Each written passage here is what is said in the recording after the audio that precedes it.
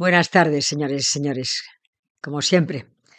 Esta es la charla ya 95 de los Hechos de los Apóstoles y voy a explicarles hoy la revuelta de los orfebres. Es el final del capítulo 19 de los Hechos de los Apóstoles. La semana que viene empezamos ya con el capítulo 20. Bien, pues vamos a situarnos. Estamos en el capítulo 19, versículo 24, si no me equivoco, 23, y les pongo en situación. Resulta que estamos, como siempre, en Éfeso. Recuerden que Pablo estuvo en Éfeso 3 años y que estamos a mediados del siglo I. Y que en Éfeso está el gran templo de la diosa Artemisa, que es una divinidad maternal. Y que siempre había muchísimas peregrinaciones hacia este templo.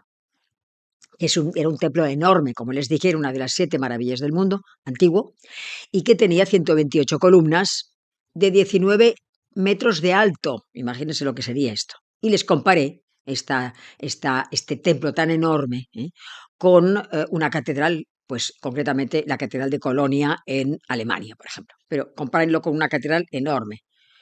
Yo creo que, no sé, cualquier catedral que se pueda encontrar grande en Europa, por ejemplo.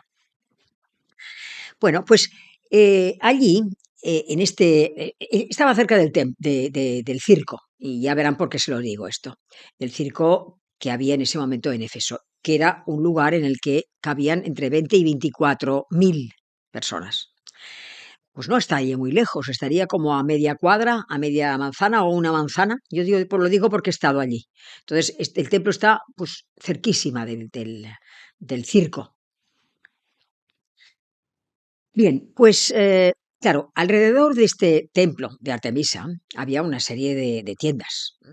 Y en las tiendas pues había, las tiendas estaban regentadas por comerciantes, por orfebres, por artesanos. Claro, esta gente se ganaba dinero de la fabricación, vendiendo, y fabricando y vendiendo, pues objetos votivos, amuletos de plata con la imagen de la diosa Artemisa, por ejemplo.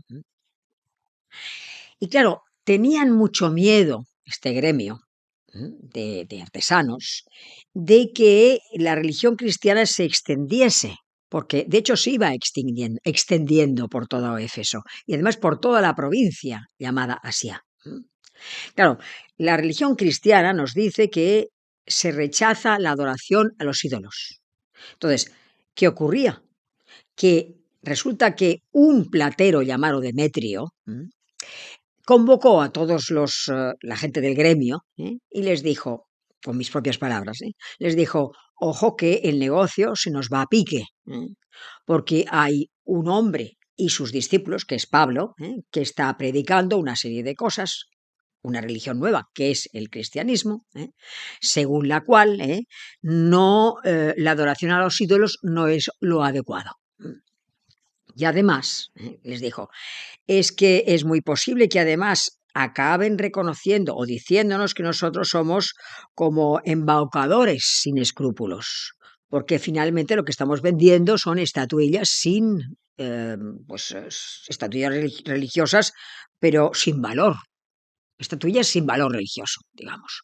Y además, les dijo, es muy posible que si esto sigue adelante, digamos, la ciudad de Éfeso caiga en desacrédito también, y también caerá en descrédito el templo de la diosa Artemisa. Con lo cual, la gente dejará de venir convencidos de la falsedad del culto ofrecido a la diosa. A ver, aquí a mí me gustaría hacer una reflexión con respecto a esto, y es lo de los intereses creados. O sea, está claro que esta gente lo que tenía miedo era de que cayese en desuso la adoración o la veneración de la diosa, el rendir cuenta a la diosa Artemisa, porque si no dejaban de vender sus artículos que fabricaban, ¿no? O sea, digamos, por intereses creados, los judíos rechazaron a Jesucristo. Por intereses creados de un comerciante que agrupa a los demás, la gente de allí, en ese momento, se opone a la predicación de Pablo. Que veamos la historia de los intereses creados, porque es igual entonces como ahora. O sea, hemos de ver que siempre uno de los obstáculos más serios para que se propague la fe y la práctica del cristianismo son los intereses creados. Entonces, dice, continuamos, dice, la ciudad se llenó de confusión. Todos a una se precipitaron hacia el teatro, arrastrando consigo a Gayo y Aristarco, macedonios, compañeros de viaje de Pablo. Pablo quiso entrar y presentarse al pueblo, pero se lo impidió los discípulos e incluso algunos de los asiarcas, que eran amigos suyos, y le enviaron a rogar que no se arriesgase a ir al teatro. A ver, lo que realmente pasó aquí en este momento, imagino yo, es que, fue realmente la multitud que estaba reunida en el teatro, estaba reunida pero por un acontecimiento importante. Se corrió la voz de que había algo, de que la gente estaba yendo al teatro, porque estaba ocurriendo algo importante, como ocurre ahora. Muchas veces estamos en un sitio y dicen, es que allí están reuniéndose para alguna cosa. Algunos temerosos no van porque piensan, pues una multitud, a lo mejor puedo correr peligro, pero otra gente va por curiosidad a ver lo que está pasando. Entonces esto es lo que ocurrió, o sea, se corre un rumor conforme a que la gente se está reuniendo en el circo por algo que está pasando, un acontecimiento que está ocurriendo, por ejemplo, ¿no? Entonces, recuerden que dice el texto que, claro, lo que estaba pasando es que la gente se estaba yendo hacia el circo y ahí, en el medio del tumulto, Gayo y Aristarco, que eran discípulos de Pablo, probablemente fueron arrastrados por la cantidad de gente que entraba en el circo. Entonces Pablo quiso entrar también en el circo porque pensó que a lo mejor eran linchados sus discípulos, pero no le dejaron ir, o sea, no permitieron los discípulos, otros discípulos, no permitieron que entrara en el teatro y tampoco los asiarcas. Ahora les explico, los asiarcas eran unos magistrados que se ocupaban del culto y de las fiestas religiosas en toda la provincia de Asia. Eran importantes, tenían prestigio, conservaban el título, pero al cabo de un año eran sustituidos por otros. Por eso dice, algunos eran amigos de Pablo. Es decir, después de haber ostentado el título de asiarca, pues seguramente eran simpatizantes de lo que Pablo, o estaban entrando en la religión cristiana, porque ellos mismos le advierten de que no entre en el circo.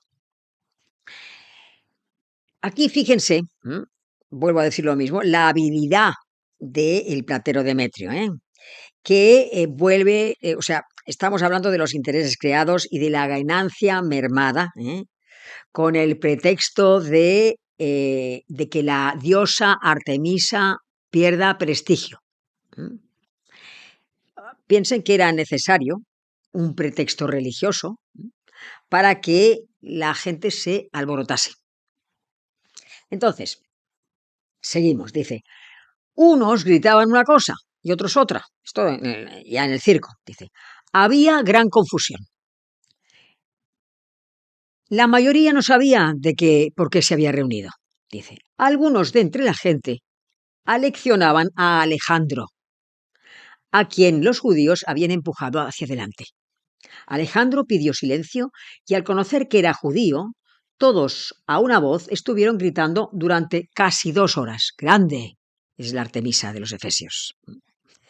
Miren, este Alejandro, dice el texto que los judíos, entre ellos, eligieron a un tal Alejandro.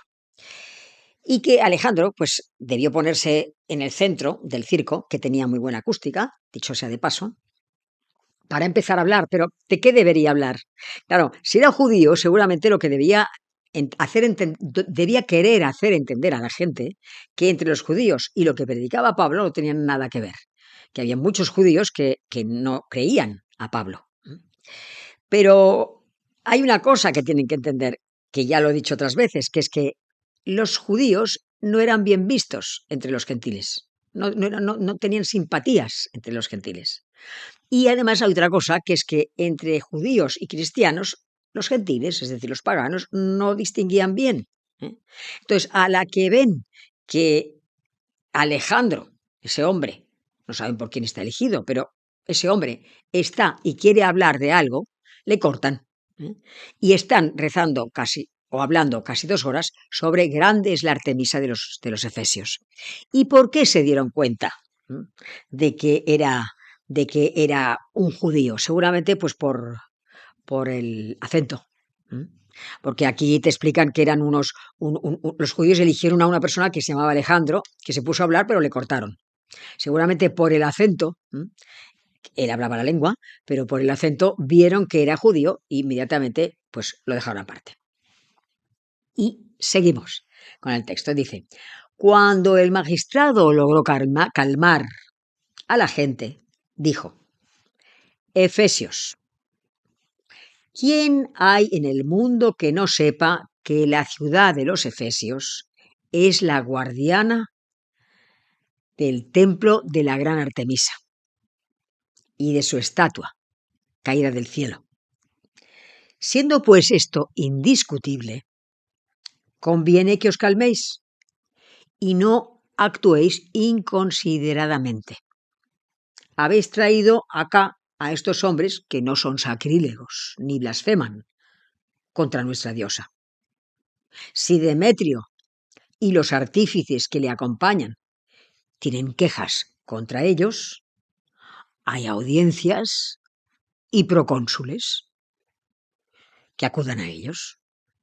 Y si tenéis algún otro asunto, se resolverá en la Asamblea General. Porque además corremos peligro de ser acusados de sedición por lo de hoy, porque no existe motivo alguno que nos permita justificar este tumulto. Dicho esto, disolvió la Asamblea. O sea, fíjense en este magistrado que pone orden y que el discurso es totalmente sagaz y muy agudo, porque el discurso debía ser mucho más largo, lógico, pero lo que resume el texto es la base. ¿Y qué dijo? Pues dijo que primeramente empezó estupendamente resaltando la grandeza de la diosa Artemisa, poniendo digamos, dándole fuerza a la popularidad de la imagen. Luego dijo que Gayo y Aristarco no eran personas que habían blasfemado, por lo tanto no había por qué excitarse de esa forma. También tampoco habían cometido ningún sacrilegio. No toca el tema para nada de la tesis de los cristianos, según la cual las imágenes no tienen naturaleza divina. Dice a Demetrio y al gremio de los plateros que si ellos tienen problemas, pues que acudan a la justicia.